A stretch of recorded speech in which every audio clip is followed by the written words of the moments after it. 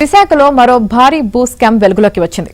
600 కోట్ల విలువైన 30 ఎకరాల భూమికి సంబంధించి తెలుగుదేశం పార్టీకి చెందిన ఆ నాయకుడు విశాఖలో మరోసారి భూచక్రం తిప్పారు. విశాఖ నగరానికి చెందిన ఒక నాయకుడు భీమిలి, ఎండాడ, మధురవాడ తదితర ప్రాంతాల్లో భారీగా అసైన్డ్ భూములు సేకరిస్తున్నారు. ఇదే క్రమంలో ఎండాడలోని ఓ సర్వే నెంబర్లో ఉన్న 30 ఎకరాలపై ఆయన కన్ను పడింది. రెవెన్యూ రికార్డుల్లో అది గయాలుగా నమోదైంది. అంటే ప్రభుత్వ భూమి అని అర్థం. 30 ఎకరాల భూమిని చెరపట్టాలని ప్లాన్ వేశారు.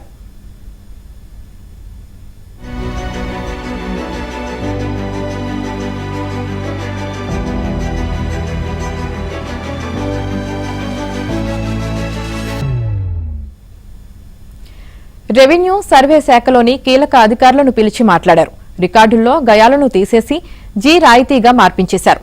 ఆ తర్వాత ఆ భూమిని 3 భాగాలుగా సబ్ డివిజన్ చేసి ముగ్గురి పేరిట రికార్డుల్లో రాసేశారు. ఆ తర్వాత 6 నెలల పాటు ఈ విషయంలో సైలెంట్ గా ఉండిపోయారు. రికార్డుల మార్పిడి విజయవంతంగా పూర్తి కాగానే ఆ నాయకుడు తదుపరి దశకు స్కెచ్ వేశారు. 3 సబ్ డివిజన్లుగా మారిన ఆ 30 ఎకరాల భూమిని రీసర్వే చేయించారు. ఆ భూమి ప్రైవేటుదే అని నిర్ధారిస్తూ డ్రాఫ్ట్ ల్యాండ్ రిజిస్టర్లో నమోదు చేయించారు.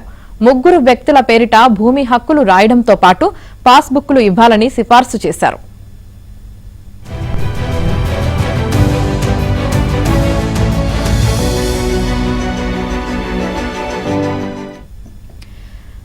రికార్డుల్లో మార్పులు, చకచక రీసర్వే జరగడంతో రెవెన్యూ ఉన్నతాధికారుల్లో ఎండాడలో ఏదో జరుగుతోంది అనే చిన్న అనుమానం తలెత్తింది. విశాఖ కలెక్టర్ దీనిపై మరింత లోతైన పరిశీలన చేయించారు. సర్వే, రెవెన్యూ అధికారులు ప్రైవేటు వ్యక్తులతో కుమ్మక్కై తప్పులు చేశారని నిర్ధారణకు వచ్చారు. దీంతో సర్వేకు చెందిన కీలక అధికారిని ప్రభుత్వానికి సరెండర్ చేసినట్లు తెలిసింది. రీసర్వే అనంతరం రూపొందించిన డిఎల్ఆర్ను ఆమోదించకుండా దానిని నిలుపుదల చేసినట్లు తెలిసింది.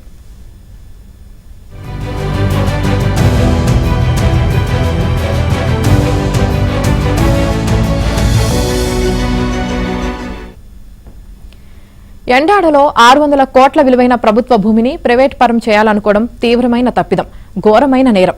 అలాంటి నేరానికి పాల్పడిన ప్రైవేటు వ్యక్తులు, అధికారులపై కఠిన చర్యలు తీసుకుంటేనే భవిష్యత్తులో ప్రభుత్వ భూముల జోలికి రావడానికి ఎవరైనా భయపడతారు. ఈ కేసులో రికార్డుల తారుమారు ఉదంతం బయటకొచ్చాక సర్వేలోని కీలక అధికారిని అమరావతిలోని సర్వే ప్రధాన కార్యాలయానికి సరెండర్ చేశారు. ఆ తర్వాత దీనిపై ఉన్నత స్థాయి విచారణకు ఆదేశాలిచ్చారు. విచిత్రమేంటంటే ఆరోపణలు ఎదుర్కొంటున్న అధికారికి కేవలం షోకాజ్ నోటీసు ఇచ్చి వదిలేశారు. తనకు మళ్లీ విశాఖలోనే పోస్టింగ్ ఇప్పించాలని పెద్దల చుట్టూ ప్రదక్షిణలు చేస్తున్నారు.